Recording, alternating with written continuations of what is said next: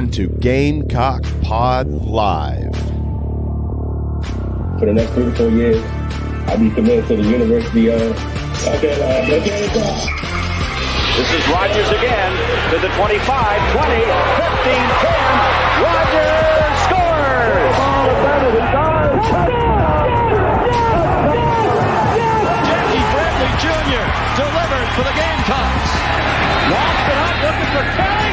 Touchdown! Can you believe it? And South Carolina is sending shockwaves through the SEC. Plays it in at the buzzer! That's a win! Unbelievable! I don't believe it! And now, live from Studio 54 of the Gamecock Pod Studios, here's the Cockfather himself, Keith Alsep.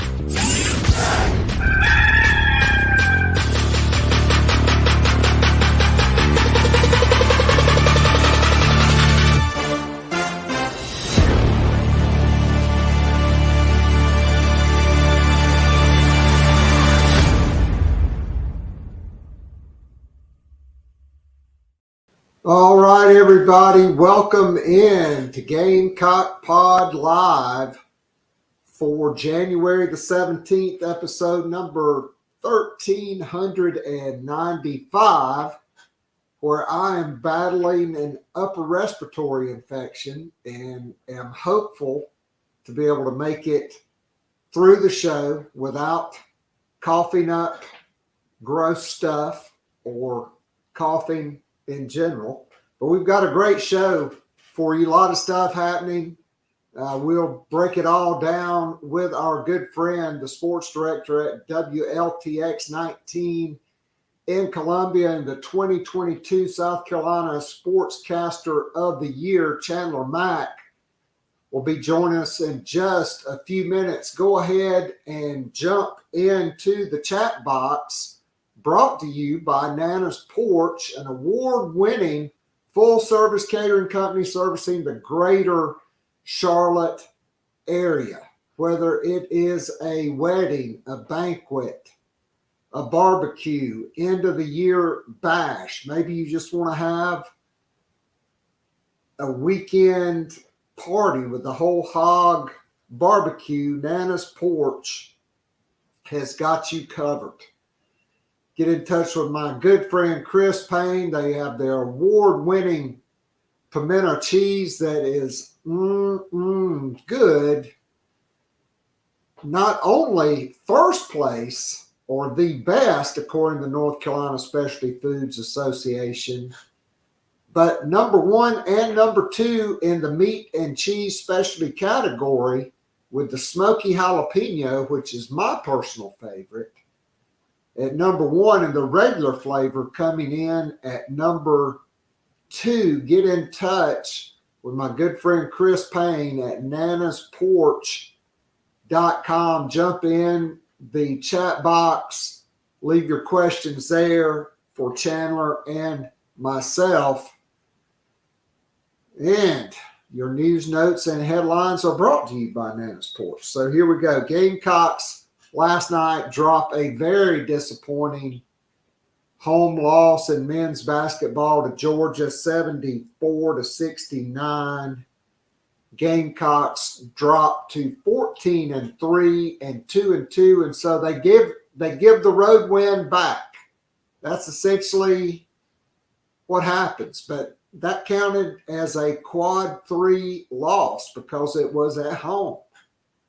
And it's quite frankly a very average Georgia team that South Carolina had no business losing to. They couldn't throw it in the ocean, standing knee deep in it.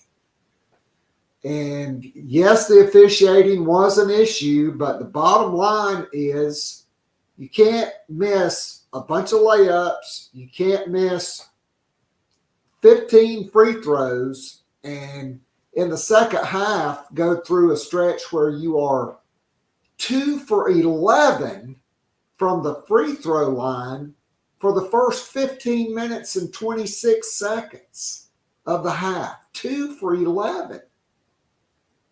I mean, I can make more than 2 for 11 blindfolded okay, with my eyes closed. It just was not the Gamecocks' night. Gamecocks took a 9-point lead at 48-39 with 14:05 remaining. And Georgia went on a 16-2 run. The Gamecocks went almost 7 minutes without a field goal. And they never recovered from that run by Georgia. Meechie Johnson got them close. There's a very questionable call that was upgraded. It was a senseless foul by Meechie. The ball was an air ball. He didn't have to touch the guy. The guy kind of flopped. They called it a flagrant. Georgia only made one free throw, but then they end up getting a bucket. So it was still a 3-point possession. And, Ray Finkel with us. Ray, I agree that, you're going to lose some home games, right? And so getting the road win against Missouri was big. Even though they were number 118 in the net. But, man, you are really making hay if you get that Georgia win. You're 3-1 in SEC play. You don't give back the road win, which is basically what you did last night. Quite frankly, nobody not named Meechie Johnson really had a good game. I guess B.J. Mack had 16 points, 5 of 13. We'll break it all down with Chandler Mack coming up. Okay, last week, Shane Beamer expected to make 2 coaching moves and really 3 with one person shifting roles at South Carolina, and that is James Coley was hired last week. He is a coaching veteran. He is an SEC veteran. He's a native of Miami. He brings strong recruiting chops and an SEC pedigree. He coached with Nick Saban at LSU and with the Miami Dolphins. He coached at Florida State, at Miami. Then he was on Kirby Smart's initial staff at Georgia, along with Shane Beamer. He coached wide receivers there for 2 years. Went to Texas A&M with Jimbo Fisher, another guy from the Nick Saban coaching tree. He coached wide receivers and then was the co-OC and the tight ends coach. He will coach wide receivers at South Carolina. He is an ace recruiter. Justin Stepp will shift and coach the tight ends with Jody Wright getting the head coaching job at Murray State. South Carolina also filling their running backs position. It looked like last Wednesday Friday. I was on with Mike Uva on our Free for All Friday show. Looked like South Carolina was going to hire Coastal Carolina running backs coach Newland Isaac. He chose to stay at Coastal at the 11th hour, and it's pretty much between him and Jimmy Smith. Neither one of them ended up getting the offer. It was Marquell Blackwell, who was also at Texas A&M last year. He's considered one of the rising stars in the industry. He played at Lakewood and Dixie Hollins High School in Pinellas County, which is in the St. Pete area. He went to USF. He was a quarterback. He played a little bit in the NFL.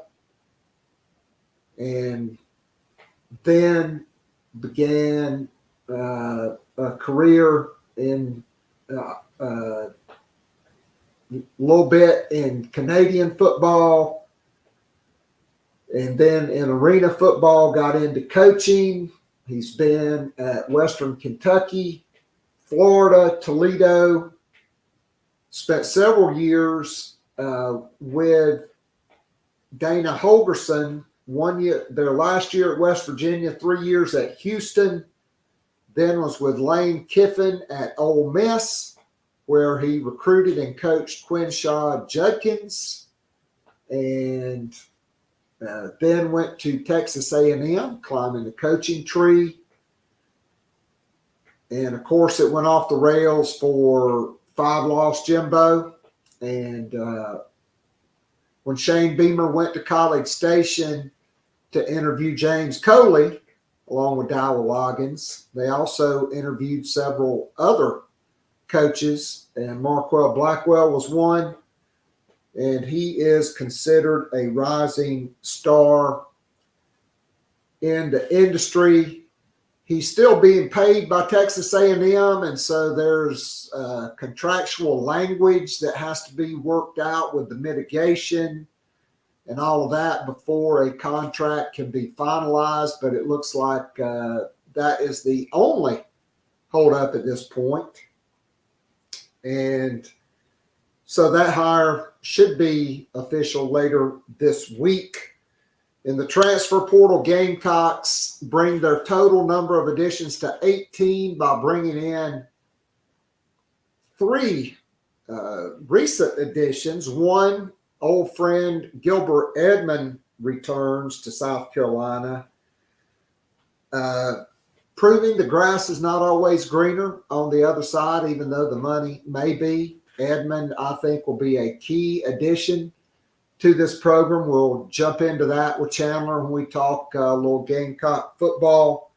Gamecocks also add former Auburn and then 3-year starter at Florida Atlantic offensive guard Kamar Ball, 6'2", 300. He is a 3-year starter at Florida Atlantic. And then Gamecocks add former Oregon and Auburn quarterback Robbie Ashford, 6'3", 220, an athlete, a 50% passer, a really good runner, not the greatest of passers, did have a pretty good year in 2022 for Auburn. Then Hugh Freeze came in and kind of switched it up. He has 2 years of eligibility remaining. And so without further ado, let's bring in my guy, the Mack Attack. What's that? Happy New Year, brother. Happy New Year to you too, bro. Yeah. You doing all right? I am doing better than I deserve. I'm struggling. I got an upper respiratory infection, but we're going to get through it. We toughing through. All right.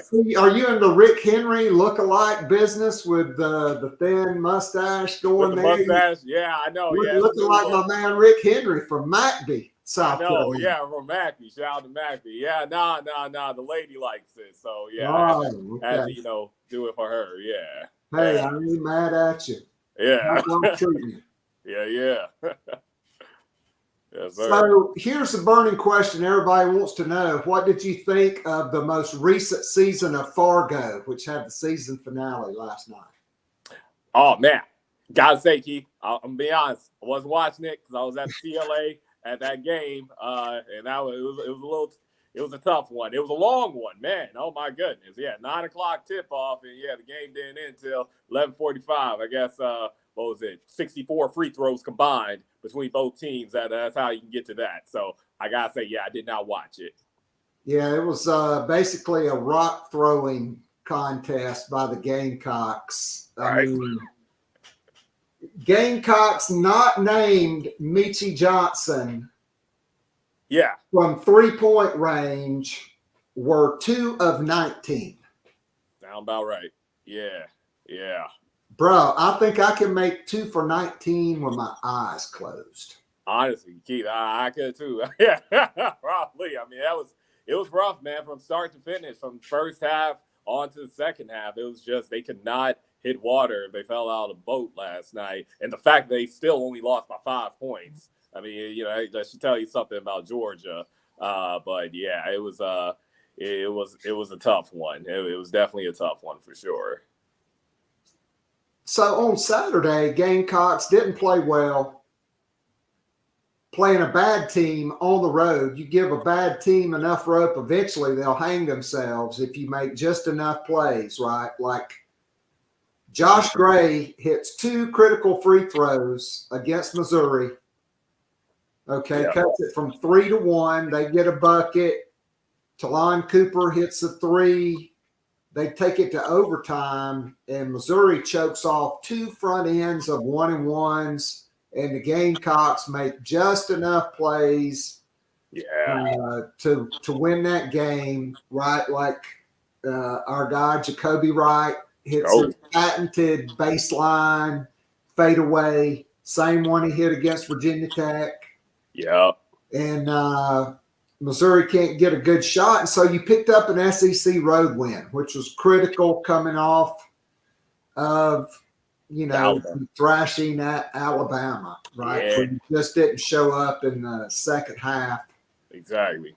And, it was great to get a BJ Mack sighting because he had been MIA in the first 2 SEC games. You were lucky to get Mississippi State at home with Tolu Smith, that being just his second game back. Yeah. He had a favorable matchup against Missouri. In the second half, Georgia kind of downsized. They went away from Shiway, the big 7-footer from the Cameroon, who that dude was just too big. He was like, you too small. Yeah. You too little. Yeah. And Mack hit some shots. I thought he was really good inside. Yeah. But he just cannot. I mean, it's a curse. He made his first 3-pointer from the corner and then, 0 for 5 after that. And really not even close on most of them. Yeah. But still, Gamecocks have the lead at the half. Yep. Okay, just they were only down 1 at Alabama, only down 1 against Missouri. They have the lead against Georgia. They come out and they go up 48-39. Yeah. With 14:05 to go, and you think, here we go. Mm-hmm. And from there until like 5.5 minutes, Georgia goes on a 16-2 run. Yeah. And those 2 were 1 made free throw, 1 missed, 1 made, 1 missed. No field goals. Nope. And the Gamecocks, during that stretch from 14:05 to 5:34, went 2 for 11 not from the field, from the free throw line. Yes. And look, I mean, just your thoughts. I mean, we could talk about the officiating, but when you miss 15 free throws, when you miss point blank layups, and then you miss 23, you cannot blame the officiating as bad as it was, which, clearly there were some rotten calls for the Gamecocks last night. They certainly were very key. But yeah, like you mentioned, you missed 23 pointers. You 6 for 26 from 3. That's not going to get it done. Literally, you hit 2 of those 3 pointers, you win that game. 74-69 game. Then my thing was, and this is like my biggest takeaway from the game that I was like telling everybody afterwards, it was just, dude, 15 missed free throws. I think Josh Gray missed like 6 straight in the span of like 2 minutes, right? That just can't happen ultimately. I mean, again, you hit 6 of those free throws, which still isn't necessarily the greatest percentage. I'll be like 23 for 32, I think. Not that great, but you win the game once again. You gotta hit those free throws, honestly. And like you said, all the missed layups, all the missed 3-pointers. I mean, ultimately, that's why you lost the game. Yeah, the officiating could have been a heck of a lot better than what it was, but you had your chances. Georgia, literally, I was like literally sitting there on the side, Keith, and I was like, dude, they're giving the Gamecocks chance after chance. Somebody do something, right? Somebody make a free throw, somebody make a 3-pointer, and it just seemed like, again, like you said, if it wasn't Meechie Johnson, if it wasn't BJ Mack in the first half, in the first 2 minutes of the first half, it seemed like nobody could hit a 3-pointer. And again, that's why you lose that game. It's tough for them because it would have really been nice to have gone into Saturday's game with a 3-2 SEC record. But now obviously, you're not that. But yeah, man, it was They would definitely have been 3-1 going into Saturday's game. That's it. Yeah. I was thinking about Clemson and their loss against Georgia Tech, and that had me a little confused. But that's it. You would have been 3-1 going into that game. Now you're 2-2, which still isn't awful, not bad, but man, it would have been a lot different, like you said, going in there 3-1 instead of 2-2. Yeah, I mean, here's the thing. When Meechie Johnson goes on a heater, he doesn't cool off until he's back in the locker room after the game. Exactly. Like, I get it. BJ Mack is a very confident dude. Yes. I think probably too confident when he's standing out there. Yeah. Dude, use that 260-pound wide body to set a ball screen for Meechie and roll and get your big ass down on the block and go to work, because you did not have Chiway in the second half. Exactly. He should have dominated down there because he does have a nice low post game. But I mean, is it me, or is he just not tough enough? Does he just like to stay out there and jack up too many threes? To me, it's too many threes. I mean, a lot. Yeah, for sure, Keith. And then, I don't know. I mean, it's like the trend that we're seeing with a lot of guys now, where even in the pros, it's like I'm a Lakers fan. I'll see Anthony Davis chucking up threes all the time. Like, dude, if you don't get in the freaking paint and dominate, do what God put you on this planet to do, please, man, right? So I think that's just the trend with a lot of big men now. They're like, okay, well, I need to stretch the floor, all that, which works totally fine. But like you mentioned, when Big 54 is out the game in the second half, hey, this is the time, all right? And when, hey, Meechie, he's doing his thing, but no one else is really helping him out like that. Okay, BJ, we're gonna give you the ball inside and let you do your thing, because like you said, he has a really good low post game. I think it's pretty good in the mid range too, and sometimes they don't utilize that enough either. But I mean, definitely he can lay off the threes just a little bit, especially if they're not falling. Like, if you take your first 3 and you miss 2 of the 3, okay, that should tell you, okay, maybe I shouldn't shoot more than 5 threes this game. Let's try to take it inside, especially like you said in the second half when you have the advantage. I really thought a key injury in the second half was Miles Stute. He didn't have a great first half, but he comes out, hits a 3, which really ignited him a little bit. Yeah. Right when South Carolina's building that lead, and then, they get the hold and hook and pull his shoulder out. He's having the MRI today. He could not return. Yeah. Zach Davis evidently was not properly hydrated. He was cramping up. Yeah. And you can't have that, but it was not the best Zach Davis game. He had a really bad foul on Abdur-Rahim when the guy's running away from the basket and he's holding him. And they're already in a bonus, and that put them in double bonus. Yeah. I mean, it just was not working, and Jacoby Wright, he just continues to struggle from outside. I mean, his 3 corners looked as painful as Josh Gray's free throws, because after the first one, Josh Gray did not believe he was going to make a single shot. You could tell. Yeah. He was just throwing it up, hoping for something to go in. Yeah, and that's the thing, Keith. It's like you're home. You're home. You're in your gym. You're in a place that you're practice at. You're in the lab at all the time. Like, hey, man, we like I'm like talking from the fans' perspective. It's like, hey, bro, we got you. We're gonna be quiet and all of that. Just focus, lock in, and hit. But that's it. I mean, I think Shaq said it numerous times. He's like, look, I could hit 50, 100 in a row in practice, but it's like when you're out there and the lights are on, it is a different thing. But yeah, I think that the one thing that Coach Paris has got to do until Saturday, okay, all y'all 50 free throws after practice, every single guy on the team. After a performance like that last night, where, like I said, literally you hit 6 of those free throws, you win the game. And that it is literally that simple. I think, yeah, you got to have those guys in the lab. But yeah, you mentioned Jacoby. Maybe I personally think maybe he's a guy that, okay, you might want to leave the 3 alone for a little bit, get in the lab a little bit, work on that. Because his mid-range game, you mentioned that fadeaway, he's been killing it with that. I think he can drive to the rack really well as well.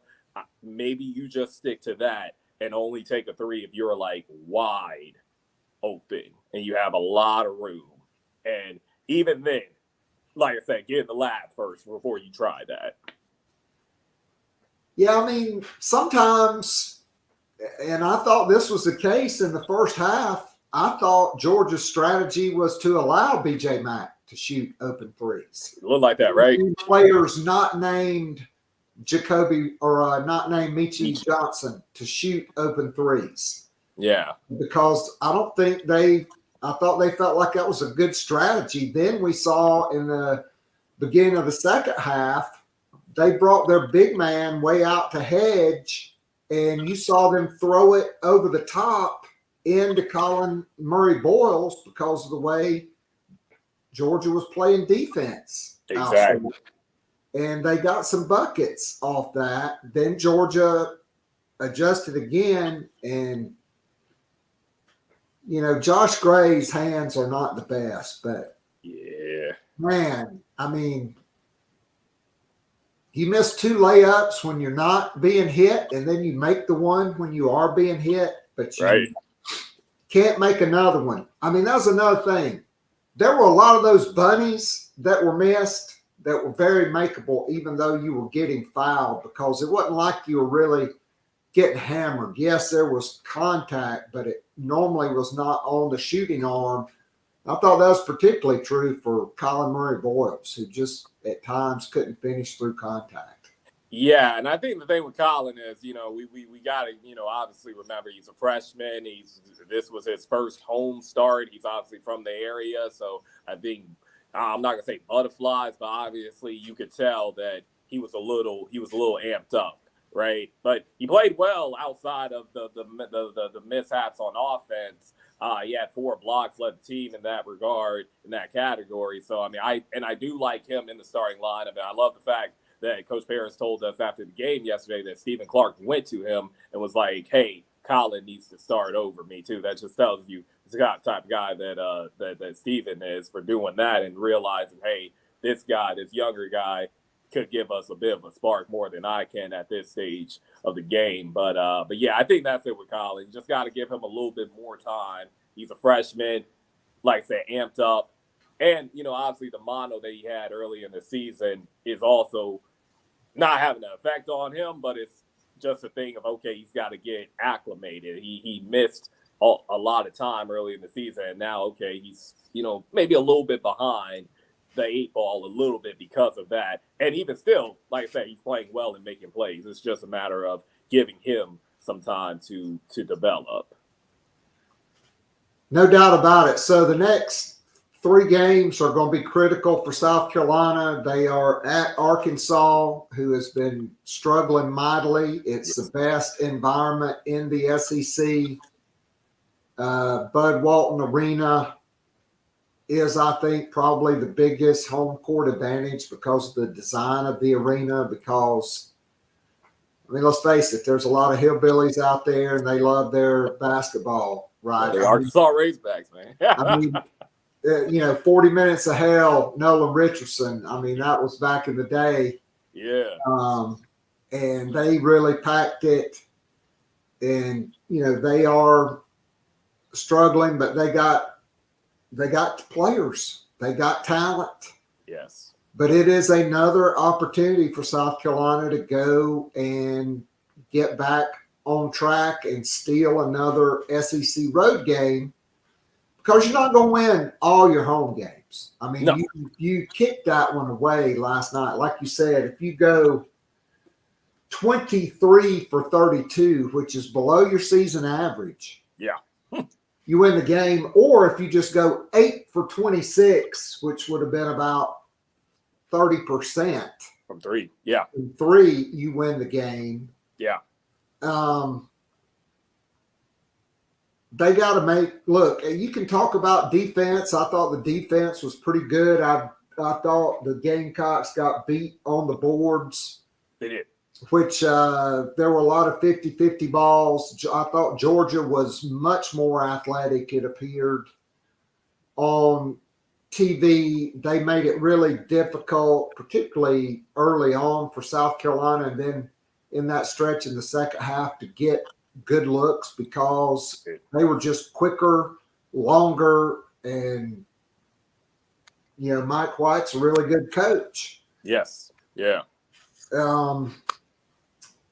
And so you gotta control the boards, but I don't care how good a defense you play, it goes to the team that scores the most points. Period. Okay? That's what it boils down to. Every basketball coach will tell you defense wins championships. Well, it does, but you gotta score.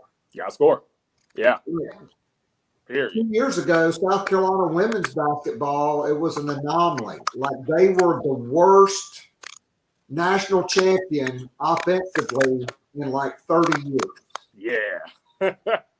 Okay. Yeah. Perfect segue as we transition over to Gamecock women's basketball. Yeah. I know you were at Colonial Life Arena on Monday night when they played Kentucky. Yeah. By the way, my guy, J.C. Sherbert, shout out, bro, if you need a loan. He took Kentucky in 44.5. They did not cover. They did not. They did not. He lost out. 98-32, and they could have broke the scoreboard if they wanted to, right? Yes. Dawn had to call off the dogs. Uh-huh. But Ashlyn Swatkins, Dunkins, all of that. Yes. Dunkins, like Dunkin's Donuts, she gets the pilfer, the plunder, the thunder. I mean, she threw it down. Threw it down. Close. Like, you go back and look on the Gamecock women basketball Twitter account, they have 4 still frame photos. Yeah. Like, look, let's just be honest. BJ Mack and the BBV and others on that men's team wish they had Ashlyn Watkins vertical. Yeah. I mean, she's up there. I wish I had that vertical. Me too, man. Back in the day when I was playing. Yeah, me too, Keith. Yeah, man. My gosh. Yeah, it was so crazy, Keith. And the great thing was like we were like, I was shooting it, and you could tell when she was gathering, she was about to do it. And if you watch them warm up, that's the goal, that's the rim that they warm up on and all of that. And she'll usually end the warm-ups with a dunk, literally from that angle. Like from the left, on the left side, she'll come and then she'll dunk like that. So we've seen her do it numerous times. You clearly tell that she was comfortable with doing it. And yeah, it was like we saw her steal it. Everybody got up, and I'm like, I think she's gonna dunk it. And then she did, and it was from that point on.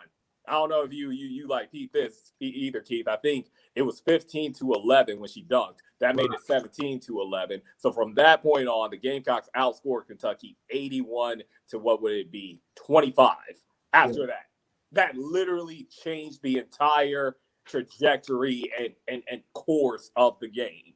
And I mean, it was wild, man. I mean, we'll dive into like how loaded they are in a bit, but literally to beat Kentucky's not what they used to be when they had Ryan Howard and all of that. They're not that. They're 8-10 right now, and like I said, they're not what they used to be. They're probably not going to make the tournament. Not probably. They're not going to make the tournament this year, but still, they're in the SEC. To beat them by 62 points, it's mind-boggling. It's crazy. And Cruz.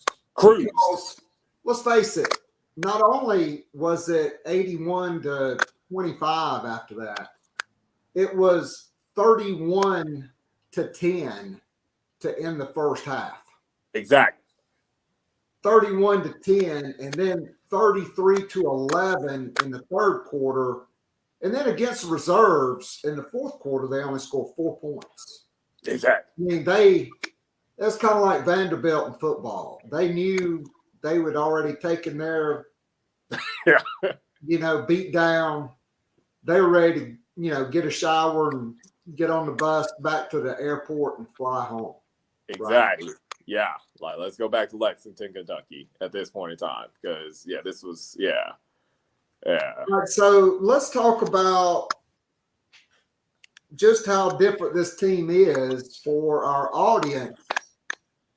South Carolina is the number one team in the country. We all know that. They've gone back to the unanimous number one now that UCLA lost.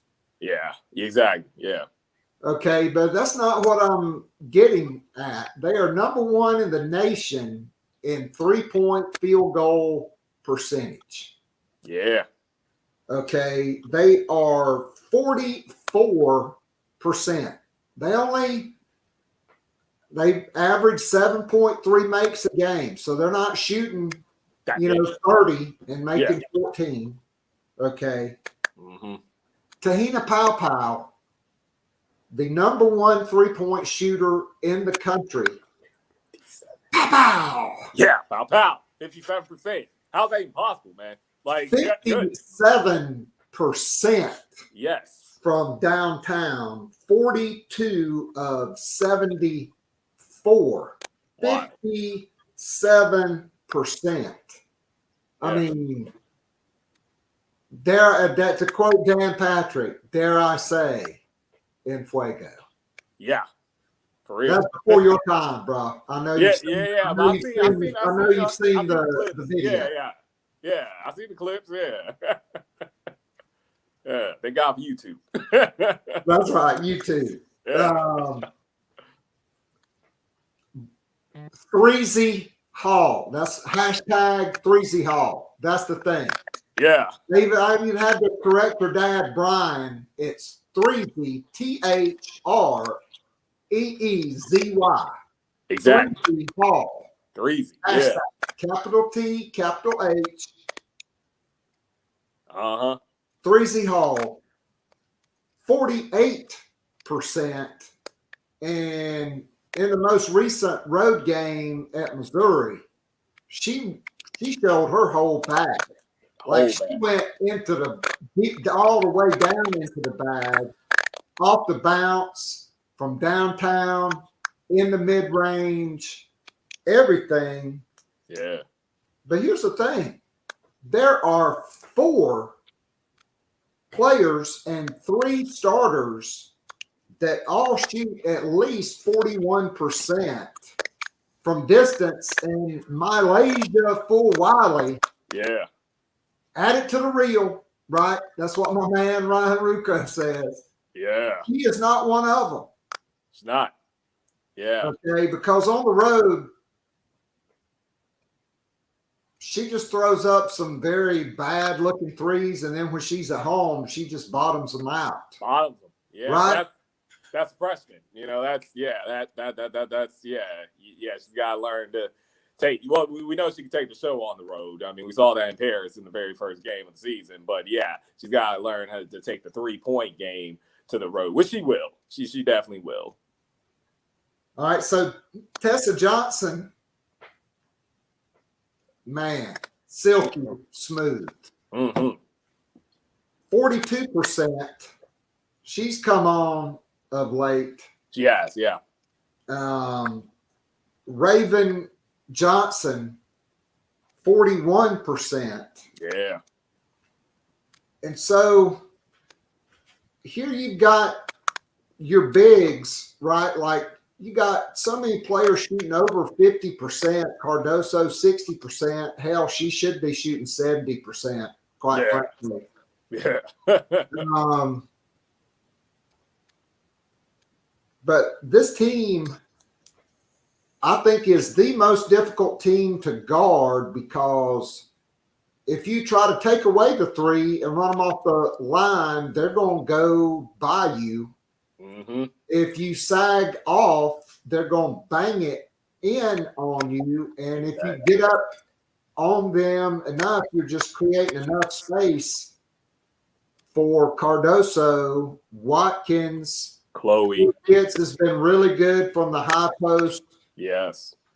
I think, these next two games will be really huge tests for her on the road, more against more physical opponents. She's kind of struggled to finish inside, but not Swatkins. Not at all.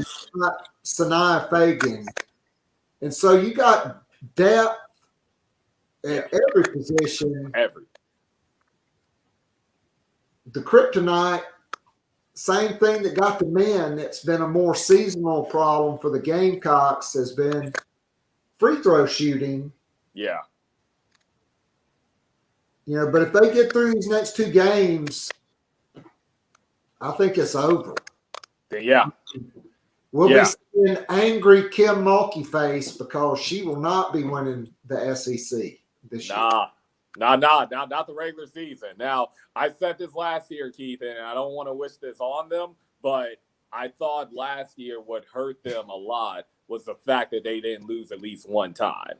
I think you went into the big dance undefeated. You had all the pressure. You had the winning streak going, all that pressure. And while they were battle tested, all of that, I think that got them a little bit. So I do want them to at least lose one over the next couple of games. All right. Even, we hope that's not to LSU for obvious reasons, but I think that would be good for them just so they know, okay, this is what a loss feels like. We don't ever want to experience this again. And now we can really go out here and win another national championship. Because I think that's what helped the loss to Kentucky in 2022 in the SEC tournament championship game. I think that's really what helped that team go over the top, because they were like, look, we don't ever want to experience this pain again, right? So I do, low key, it would be great if they went undefeated and all that. That'll be one heck of a story to tell. But just off the sake of, okay, what a loss feels like. You can go into a game with less pressure now because you don't have to worry about keeping the winning streak going. I do want to see that with this team. I think that would be beneficial for them. But having said all of that, like you said, if they win these next two, and depending on how they win them, if they win them by double digits, which I think they're fully capable of doing, it's scary for a lot of people. And you mentioned Raven Johnson, shooting 40% from three. Yeah, no one's waving her off anymore, right? That's not happening anymore. She got in the lab.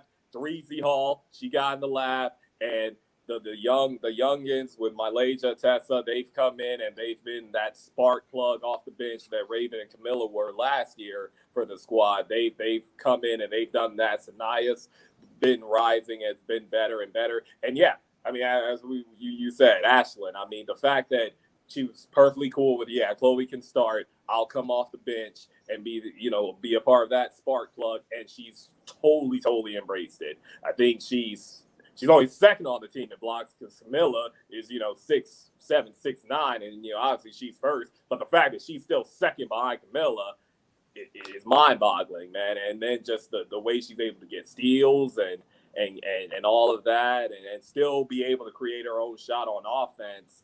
I mean, yeah, they're so loaded, and you kind of said it. They really have no weakness outside of the free throw shooting, and even with not the greatest free throw shooting, they're still beating teams by 39 points on average, right? I mean, even with that, so. Yeah, it's wild. I mean, I'm not ready to necessarily say that they're better than last year's team and the team that won the national championship in 2022. But I think when you see the firepower that this team has, the teams from last year and 2 years ago, they're not being a team 98-36. They may be a team 70-36, but the scoring, the way that this team is just able to score in so many different ways and not really have a weakness there. That's the difference for me. That's the thing that makes me say, I don't know. I don't know, because they just have so much firepower.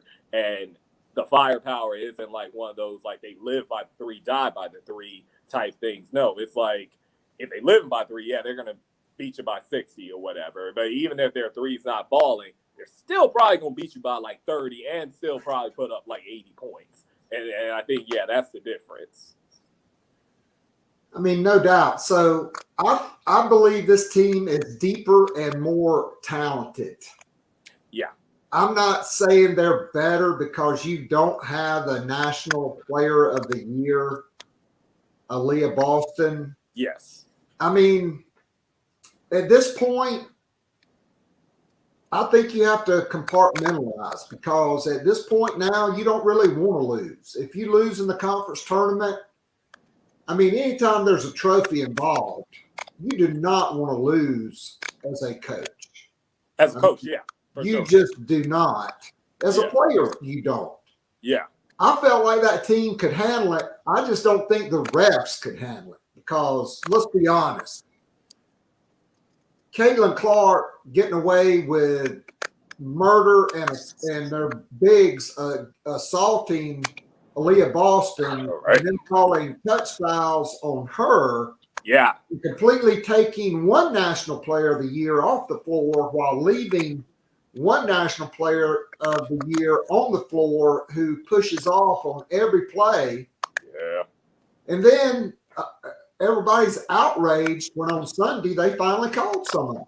Yeah. Why did you call the damn things on Friday? On Friday If night. it had been, Dawn Staley would have been cutting down the nets, because, I mean, bro, they beat down LSU last year. They had no shot against South Carolina.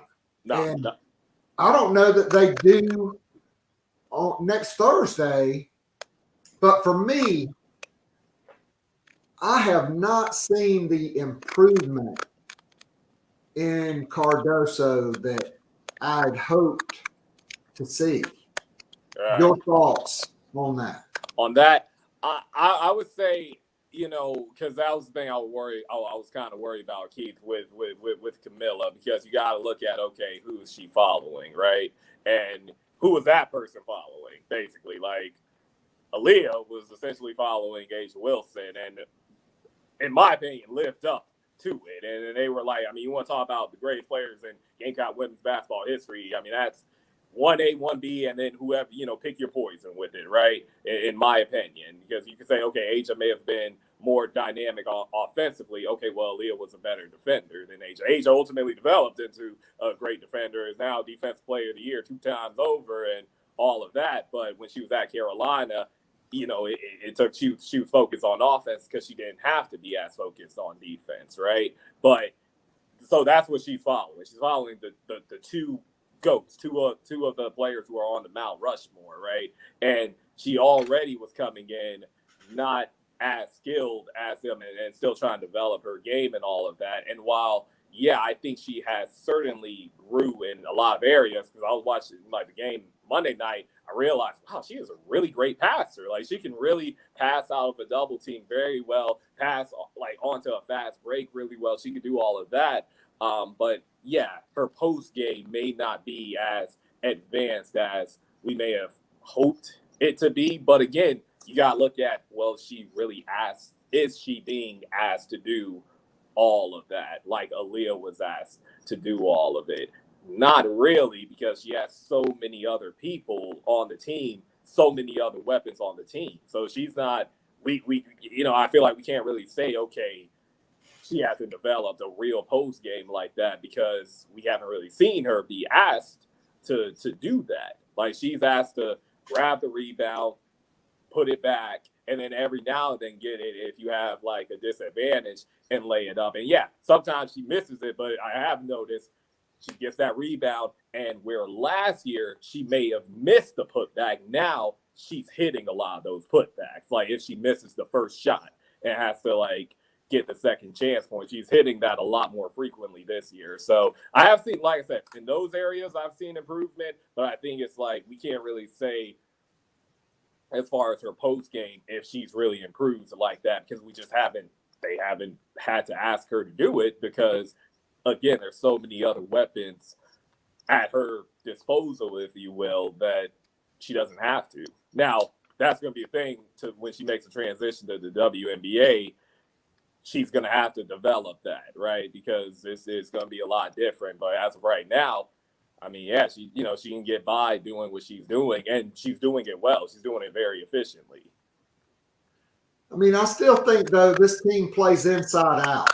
Like I said, they don't accept a ton of threes, like around 15 per game on that, because they're making 7.3. So maybe at 14. No, it's probably about 15 16 per game. They're making 7.3 per game. They play inside out. I think they would go into her more if she was finishing more shots, because she's in there. They're wanting to throw it up to her. Now, sometimes they don't always throw it up like they should throw it up to her. I guess the regression I've seen is her bringing the ball down. Like last year, I thought she kept it up over her head more. Yeah. That may be just a coaching dynamic shift from Fred Shamil to Lisa Boyer. Maybe. Yeah. And I mean, I'll ask you this kind of as a follow-up. Do you think she's like holding it down more because she may be asked to do that at the next level, and it's like you're trying to prepare for that? Or you think it's just a coaching? No, I think, look, I coached Kevin Garnett when he was 16 years old. I got to throw passes to Tim Duncan in the summer before his freshman year at Wake Forest. When those guys caught it, I never saw them bring it below here. You kept it, okay. Always right, never down here. Okay. So if you're 6'7", why are you going to bring it down to where a 6 foot player can, or a 5'9" player can get their hands on it? Yeah. When they catch it up there, you want them to be strong, but Camilla mostly can just field the defense and turn away or turn in and score. Yeah, because you saw it in everybody pretty much. Yeah, and especially with her wingspan, And it helps you draw more fouls instead of having the ball stripped and getting more jump balls, because there are a lot of strips and a lot of jump balls. So yeah, I know I only got you for a few more minutes, so just your reaction to the college football coaching shift. Nick Saban returning. I caught everybody off guard, even him, right? Yeah. Like, he's interviewing coaches. He's on an SEC conference call, and then he's like, well, I got a team meeting in 5 minutes. I think I'm out of here. I think I'm done. I'm 72. I'm the GOAT.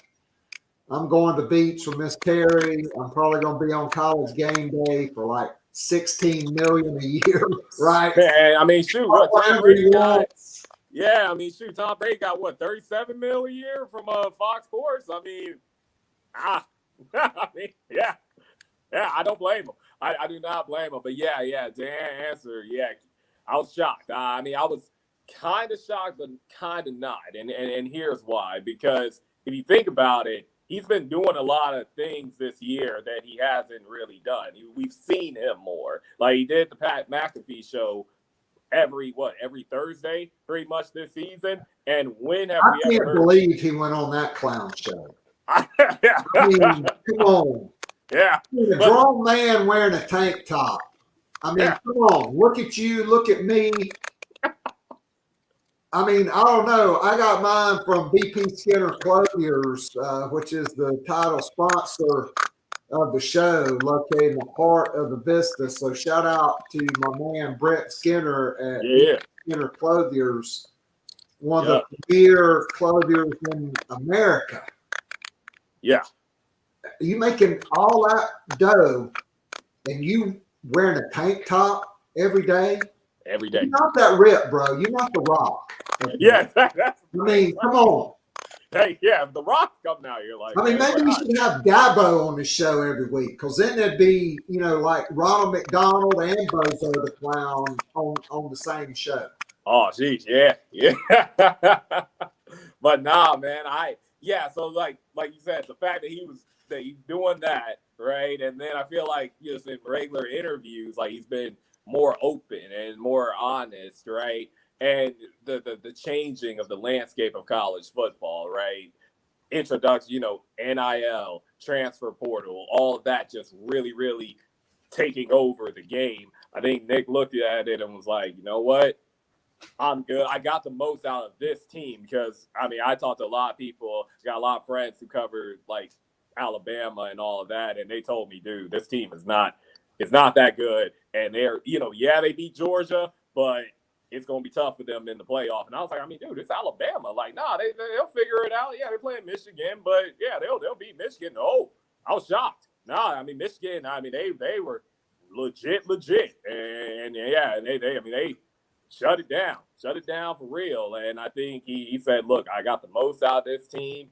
And like I said, the landscape of college football is changing a lot. I'm 72. And I can get this big deal from College Game Day and ESPN, I'm just going to go home. And, so in that sense, but still, like I said, the shock came just off of, oh, my gosh, he's actually doing it. This is wild, right? And then you look at what's going on in the NFL with, his good friend Bill Belichick, and the Patriots parting ways. It's like, whoa, we're really in different times now. Like, we're getting old, Keith. This is this is a new age, man, for real. But shout out to Coach Saban. Nothing left to prove, nothing else to prove. Like your legacy's already made, and go ahead and live your life and enjoy. I'm sure he's enjoyed life, but now it's like you can really, really enjoy life because you're not worried about the day-to-day grind of being the head coach at Alabama. I don't really think he has enjoyed life because I've had a unique insight into him. And it's 20 hours a day, 7 days a week. Yeah. 365. Right? Now with the, they have limited transfer portal, but with summer camps, with the recruiting period. So for instance, when he won his first national championship at LSU, they were in the Superdome. Yeah. I'm pretty sure it's in New Orleans. Yeah, I think it was, yeah. So they don't get out of the locker room till like 1:30 a.m. Saban meets with the coaches and says, all right, man, y'all go out and enjoy it. We got a recruiting meeting at 6 a.m. After winning the national championship. After winning the national championship. Next level, man. That's why his staff is paid so much and why there's so much turnover. Like, I know my friend Brad Lawing, like Nick Saban left Michigan State. He went to LSU. He interviewed for the job. He got the job. He called the office. All the coaches were in there. He said, hey, I'm sending the plane. Tell all those guys, all the guys that want to come to LSU to be at the airport. They're all sitting around the office. They're like, man, you going? Yeah. Like, Man, I just don't think I can do it. How about you going? Nobody left. Bobby Williams got that job. He was on staff. He kept everybody. Yeah. Nobody went. When he went to Alabama, he had to have the highest paid coaching staff in the country because of the demand. So I'm hoping he will enjoy life, him and Miss Terry. And I do know there's a different side to him than what we see, but some people work to live, some people live to work. Yeah. So I think that's it for him. Yeah. So obviously Belichick, Pete Carroll, Nick Saban, all gone. It just goes to show it is becoming a younger man's game. Kalen DeBoer to Alabama. Yeah. Jed Fish from Arizona to Washington. Yeah. San Jose State's coach goes to Arizona. Mhm. All those players 30 days in the transfer portal. Yeah. It's wild, man. There's a coaching change. Well, the portal's closed. Well, not for them. 30 days. 30 days. Yeah. And so, hey, what happens when Jim Harbaugh is the next coach of the Chargers or the Falcons or whoever, the Redskins, the Commanders. Commanders, yeah. Excuse me, not the Redskins. Yeah, it's tough, man. I just say Washington because Washington, I'm yeah. gonna say, I'm gonna say. I mean, they haven't been relevant, bro, since John Riggins played, and they were the Redskins. Exactly. Yeah. Be honest. Yeah. Riggo. Yeah. So, anyway, I mean, then what if LSU or Michigan decides not to hire Sharon Moore, and they bring in Brian Kelly? Then LSU's up. Then that's 30 days. Then is Lane Kiffin getting that job? Right. Yeah. Probably. Or maybe the dude at Florida State. Then that's going to be 30 days. I mean, is it ever going to end? Never going to end. Never going to end. That's and that's why I think Nick was like, yeah, I got it. It's time. Yeah, I mean, do you have to spend all the time re-recruiting your own players every year? Because now players can transfer every year. Every year. Madness. I think there's going to be a mass exodus to the NFL unless something changes. And like, what's your opinion on this?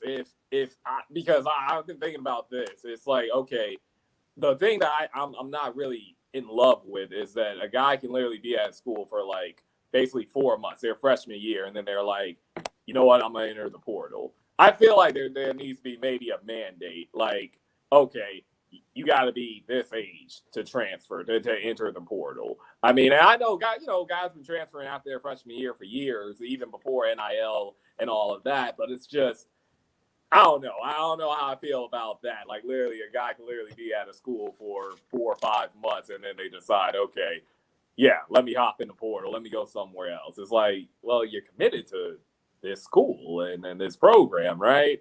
And now all of a sudden you're like, okay, yeah, I'm gonna go, unless like it's a unique circumstance, like the coach that recruited you got fired or something like that. But if it's like, okay, pretty much the entire coaching staff is the same, and you're just maybe getting more money from this school, like, yeah, I don't know. That's something that I'm not the biggest fan of about the portal. Yeah, but otherwise, like I said, I'm fine with the guys getting their money and all of that. It's just, you're a freshman, and like you know, and then okay, let's say you go to this school for your sophomore year, and then that doesn't work out, right? And then you get into the portal again, right? It's just, it's crazy, man. It's crazy that this is what, you know, college football has come to. So I think it's kind of like a lot of dudes I know that went to the Citadel, like that first year at Tail. Yeah. But they just quit calling home because they're going to tough it out. Like, I think I'm for the old system. Like, maybe you get a one-time transfer unless the head coach is fired. Yeah. Okay, if you have signed to go to Clemson or South Carolina, and Dabo Sweeney or Shane Beamer goes to the NFL or gets another job, then you can transfer. Then you can, yeah. Because that's the coach. Your national letter of intent should be void if you're on the team. You get the 30 days in the portal. Yeah. Other than that, though, multiple time transfers only as a graduate. After one transfer, you have to sit out. Yeah. Yeah. I mean, I think going to the 12-team playoff, you will see fewer transfers because at least 8 more teams are going to be in the playoff. Exactly. I mean, I still don't know when is the best time for the portal. I really don't think there's any good time. And so we'll see. I mean, there's going to have to be a higher body than the NCAA to institute laws that can be investigated and upheld through subpoena power. Yeah. In order for things to change. That's just the bottom line. Exactly. There's going to have to be labor laws or something to regulate at the federal level. Yeah. So last question before I know you got to get out. Oh, yeah. Your thoughts on Shane Beamer bringing in James Coley? It looks like Marquell Blackwell will be coming in as the running backs coach, or considered a rising star in the industry. Yeah. That and shifting Justin Stepp to tight ends. And then, to me, 21 players out, probably only like 3 or 4 that really would have really liked to have kept, but you got rid of a lot of dead weight.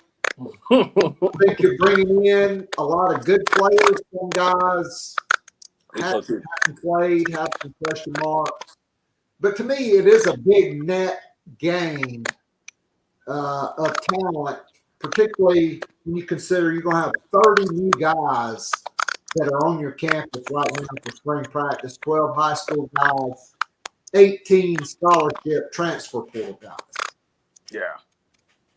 Yeah. I like it. I really enjoyed the moves that they made during the portal period, and then in recruiting the freshmen that are coming in. I do really like it. I think what we are going to see from this offense next year is going to be a lot more run oriented. I feel like. I mean, you can just tell off of the fact that you have a 6'4", 240-pound quarterback, Lenore Sellers, who, he's got a cannon for an arm, but let's be real, he can run the ball very, very well. And then we know, bringing in Rocket Sanders from Arkansas, he had an injury-plagued year last fall, but before that, man was all SEC player, and he knows Dow Loggins pretty well, too, from their time at Arkansas. So I think you're going to see him be involved a lot in the offense, which is great because let's be real, the run game, especially the last 2 seasons, but definitely last year, it was not great at all. So that's going to be nice. And in the SEC, you need to be able to run the ball. As great as Spencer Rattler was, as great as Xavier Legette was last year, what the Achilles heel of the offense was the fact, if you stop 17, you could kind of figure out the rest of the offense. And that was largely because you didn't have much of a run game outside of the few games that Mario Anderson ran the ball well for you, right? But ultimately, he kind of broke down as the season went on because he had no one else. He had no one else to really spell him like that, especially when Juju went down with an injury. So now you've added depth with Rocket Sanders, with Juju coming back, and the other guys that you signed in the portal. You added depth to that room. I would have liked them to made maybe a few more moves with receiver at the receiver spot. I know they got Jared Brown from Coastal Carolina, and Mazio Bennett's coming in as a freshman. I think they're really expecting Nick Harbor to make that jump as a sophomore. And again, I think he's fully capable of doing that. But that is going to be really key if he is able to do that, and just the potential of this offense if that is able to happen. As far as the coaching changes, I like Montario Hardesty. I liked him as a person, and I thought he is a good football coach. But I think ultimately, just it's a result-oriented business, and results were the run game deteriorated every year after he started in 2021. Came in, had Kevin Harris, had Marshawn Lloyd. Run game was pretty good in 2021. Then Kevin Harris leaves. Marshawn Lloyd's there. Juju McDowell's there. Christian Bill Smith's there. The run game is kind of middle of the pack in the SEC. You lose Marshawn, and then you try to put DeCarrion Joyner at running back. And fortunately, that just didn't work out. And the answer to that was, okay, bringing in Mario Anderson, who I thought played very well, but he probably should have been your backup, and then you asked him to be your starter, right? And I think that's just ultimately the reason why, hey, you had to make the change, and you bring in Blackwell from Texas A&M, who, like you said, is a rising star in the business, and is someone who's worked with running backs before and have had success working with them. So I think that's going to be a really, really big move as well. So, like I said, I did like the moves. I hated that they lost, who are probably the guys that, for me, that I feel like, losing Stone, even though he wasn't the greatest linebacker last year, he was still your starting linebacker, and he still had moments last year where he was successful. Losing him to the portal, losing Pup Howard to the portal. Again, guys who you thought, okay, would have been starters for you.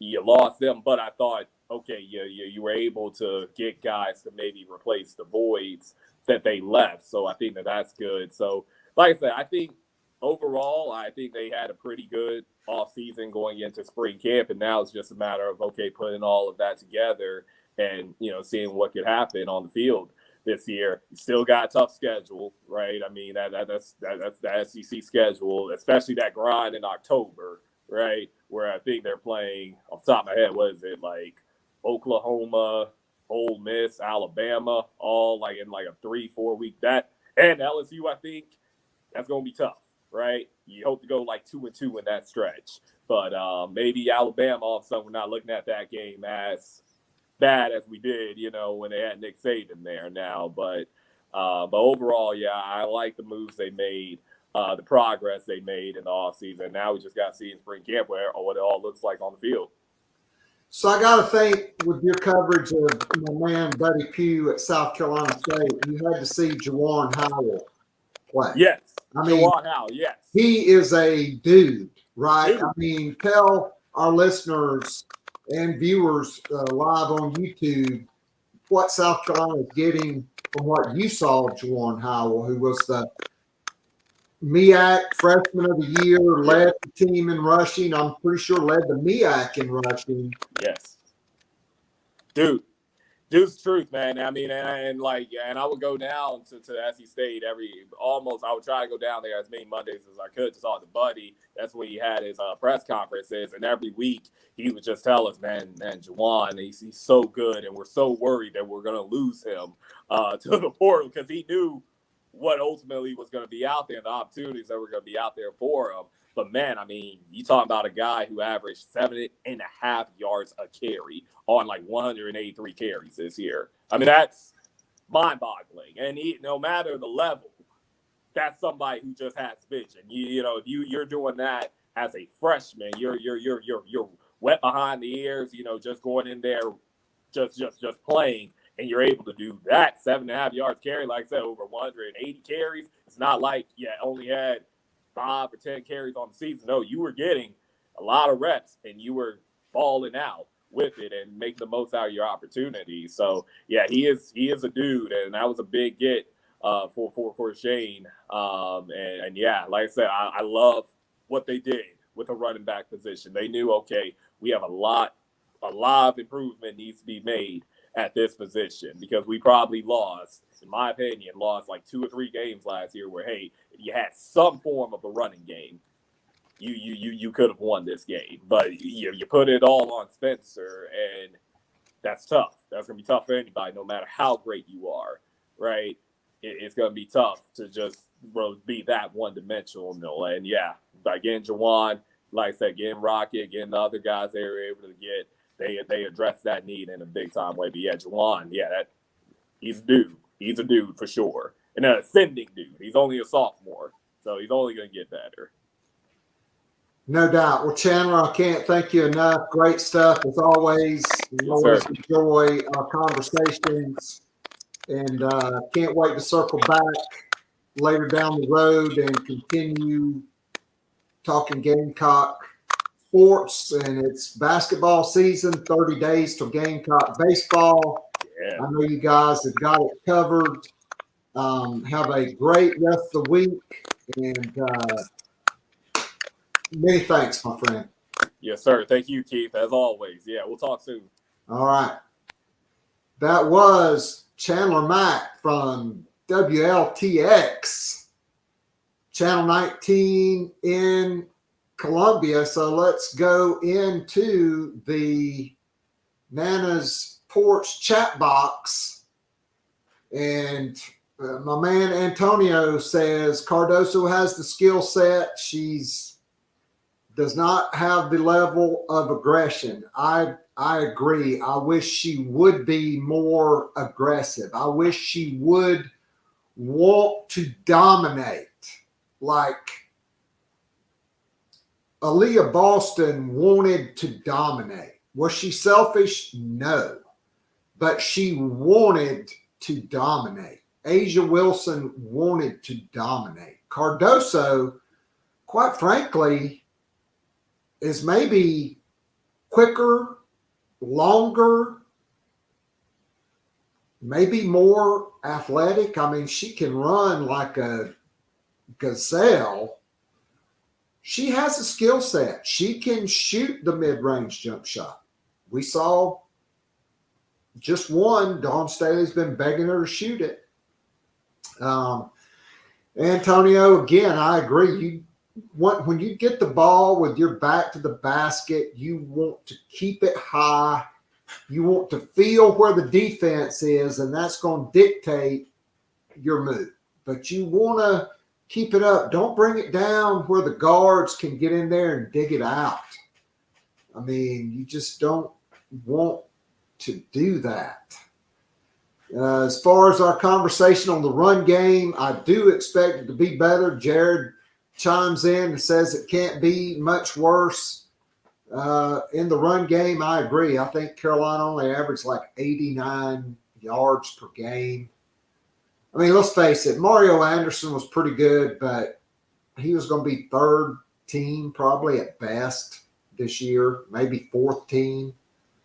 I mean, I thought he got some bad advice going in the portal, not taking the money, then he ends up going to Memphis. Jalen Nichols thought he was going to go to North Carolina. They wound up getting another dude. He winds up, I think, at Memphis. They got bad advice, but the Gamecocks, I like the transfer portal additions. I think, since you did not have the money to spend on a starting quarterback like a KJ Jefferson, like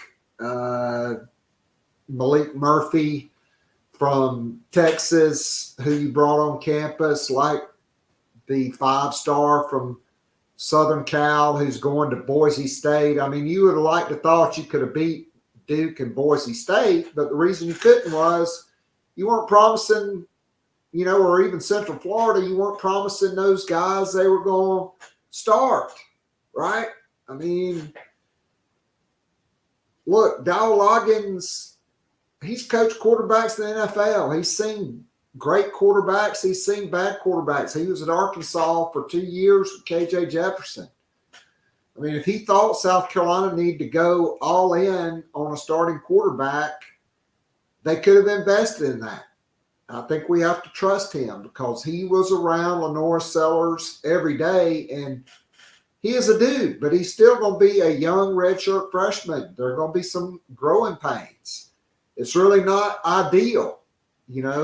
Somebody asked me on our premium chat on Patreon, in the Cockaboose Lounge about, should we be worried if Robbie Ashford's a starting quarterback? Well, yeah. Now, if Lenore Sellers struggles during the season, could you see him, stand on the sideline for a couple series, or if he gets banged up, is Robbie Ashford going to be okay?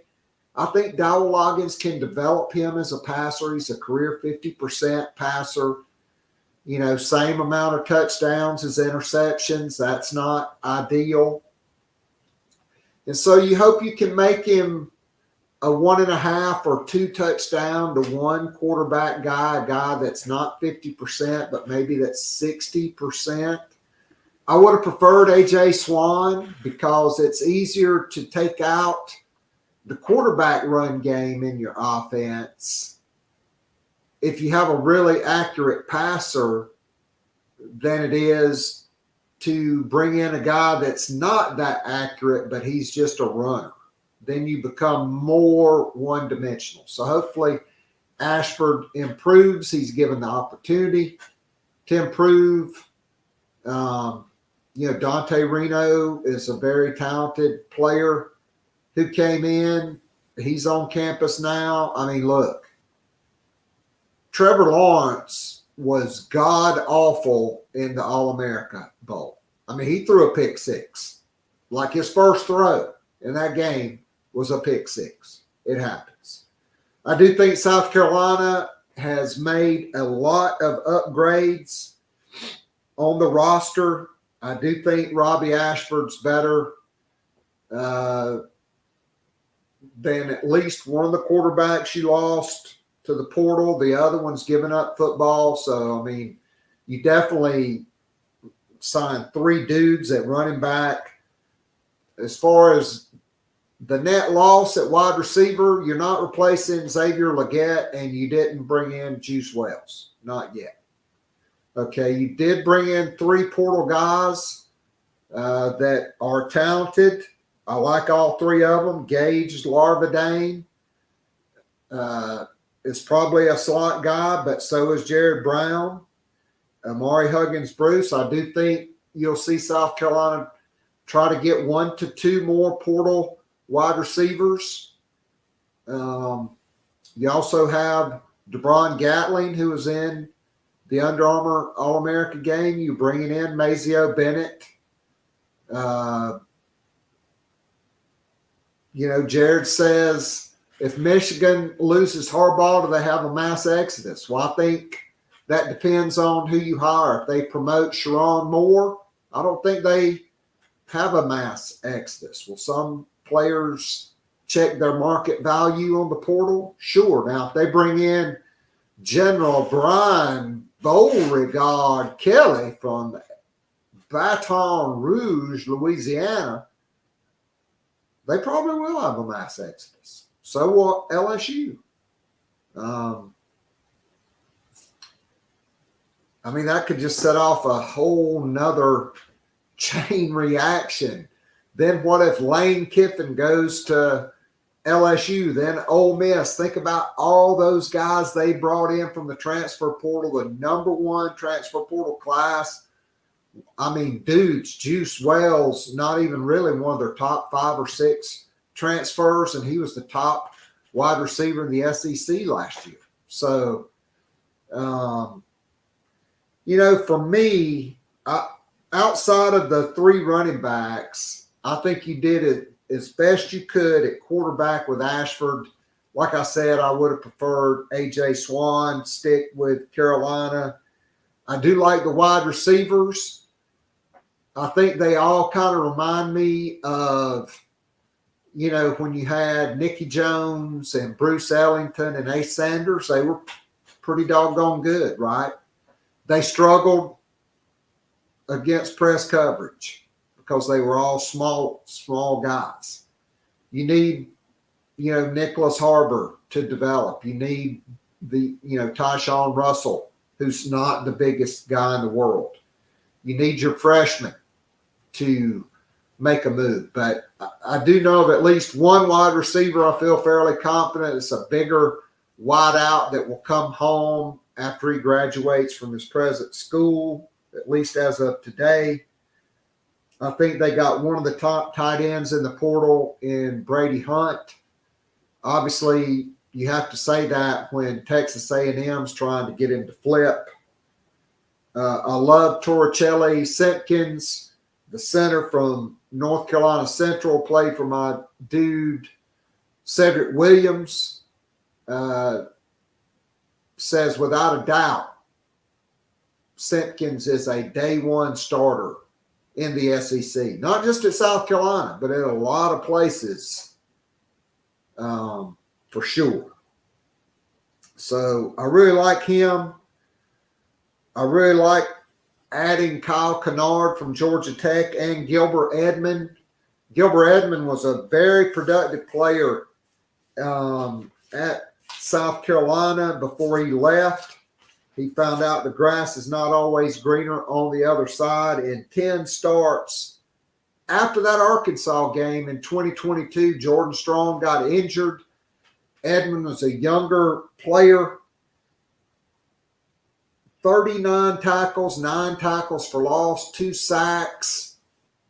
Was really good towards the end of the year, really good against Tennessee and Clemson. Then went to Florida State. It didn't work out. You know, he only started the Orange Bowl after the mass exodus. They had some NFL dudes ahead of him. He's coming back. I think him and Kennard add veterans that have played a lot of ball that are a lot probably more athletic than the guys that were at the position last year.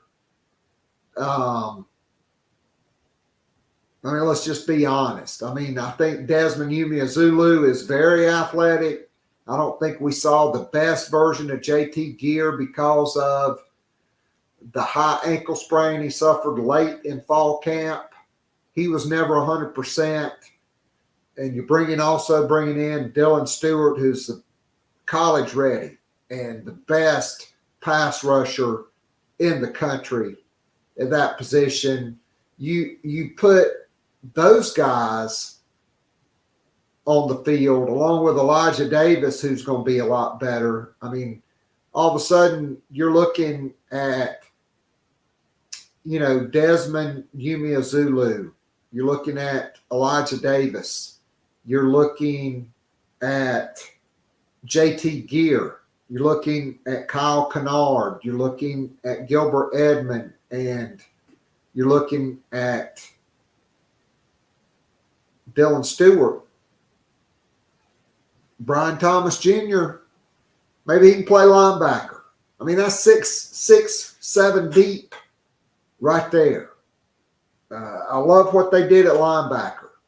I think when you add the 2 freshmen who are elite, you add Bengali Kamara and Demetrius Knight, you're faster, you're more athletic, you're more productive, you're deeper.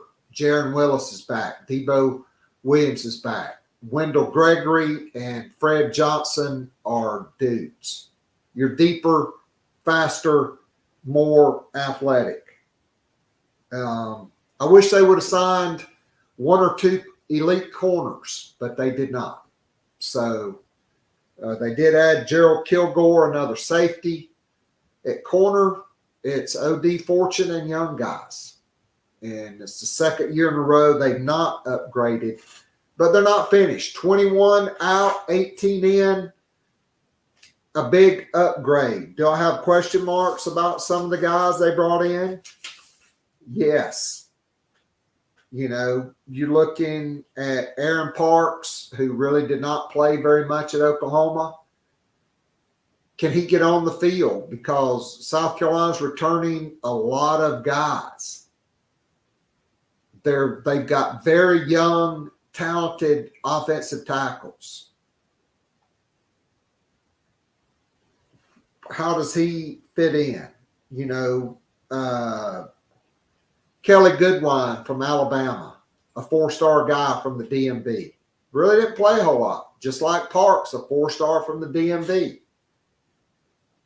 He's got 2 years. Can can Travian Robertson develop him as a depth piece? I love DeAndre Jules. I won't be shocked if he's not even a starter. You know, but I do have questions about a couple of those guys. But I think you brought in a lot more players than you lost, even though you didn't want to lose Pup Howard. You didn't want to lose Stone Blanton. I do think you upgraded over those guys because they were developmental players. And I also think Pup Howard's a defensive end. He just is. So, you know, probably I do like the late addition on the offensive line of Kamar Bell. He's a 3-year starter. Okay, you're losing Ja'Kai Moore, who is a veteran guard. You're adding a guy there. You brought in a guy that's probably going to start at center for you. I think, you know, Josiah Thompson, if he picks up 30 pounds between now and August, he's just going to be too good at some point. You know, maybe that frees up, you know, you to move Tree Babalade to right tackle. It's going to be interesting. They got choices. I can't wait for spring practice, and then after spring, there'll be another round of the portal. There'll be more guys leaving and more guys coming in. But I do think South Carolina is more talented when you consider the 18 guys in, the 12 guys from high school, but you are losing 2 difference makers, or really 3 difference makers in Spencer Rattler, Xavier Legette, and Juice Wells. 3 difference makers. How many difference makers will step up? How many difference makers did you bring in? You upgraded your overall talent. Who are the difference makers going forward? That's the question for Shane Beamer. I think he's upgraded his staff.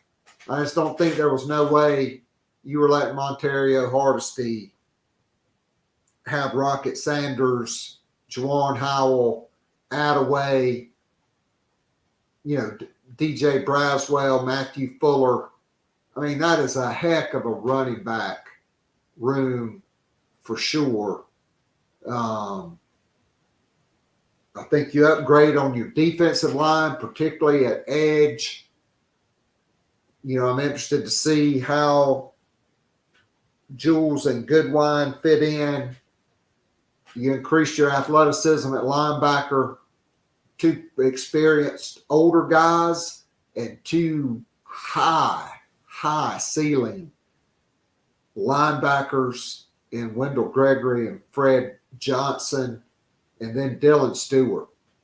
I mean, big time addition there. I think Jalewis Solomon can be your nickel, could be a 3rd corner. I know this. They think he is a day 1 starter somewhere. Is that at corner? Is it at nickel? I hope it's at nickel, so you don't have to play, you know, a safety against a slot receiver. We'll see. I thought there could have been more coaching changes. There may be. I would expect if Justin Stepp can find a job, he will be gone because I don't think he wanted to coach tight ends. And if he can't find a job, I think after this year, it'll be his last year at South Carolina. I think he is a great dude who, I mean, it's a results-oriented business, and the recruiting has not been what it needs to be. So that is going to be a wrap for today. No basketball until the weekend. We'll be breaking it all down. We'll be waiting on that contract for Marquell Blackwell, and we'll be monitoring the coaching carousel. Is it still spinning? Jim Harbaugh interviewing with the Chargers, which is where I think he's going, with the Falcons, which is where I wish he would go. as much of a legend as Bill Belichick is, I know he only needs 15 games to become the winningest coach in NFL history. I think Arthur Blank wants that to be with the Atlanta Falcons. The Falcons need a quarterback, and Belichick, since Brady's been gone, has screwed the pooch at New England at quarterback. Do you make a trade? Do you trade him to the Bears for Justin Fields? Do you move up in the draft? Do you go get Drake May or Caleb Williams? Do you sacrifice a bunch of number ones? Because outside of that, you got the roster to win now. Do you hope, Jaden Daniels falls to you at 8? I don't know. Those are all questions that will not happen probably until after the Super Bowl, and the draft is not until April. So that's going to be a wrap. I'll be back tomorrow. I'm headed for the doctor's office to try to get some medicine. Thanks to everybody. I know I was a little nasally today, but special thanks to my dude, Chandler Mack, one of the best in the business. I'll be back tomorrow and Friday on Gamecock Pod Daily. Go Gamecocks, and God bless all of you. I'm out of here.